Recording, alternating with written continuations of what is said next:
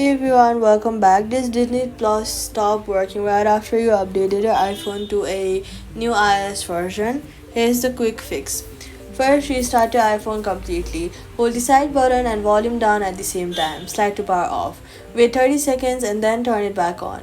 iOS updates create temporary conflicts with streaming apps like Disney Plus, and a full restart clears most of these right away. After restarting, open your App Store and tap on your profile picture at the top right corner. Then scroll down and look for Disney Plus in the list of available updates. Since Disney typically pushes iOS compatibility patches quickly after a major Apple release.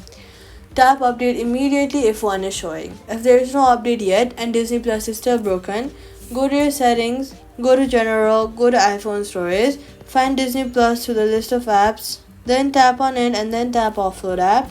After offloading it, reinstall it fresh on the App Store to get a clean build for your current iOS, and that's it. All you've got to do is restart your iPhone, check the App Store for a Disney Plus update, offload and reinstall if needed. Disney Plus works on your new iOS, and that's it. Subscribe.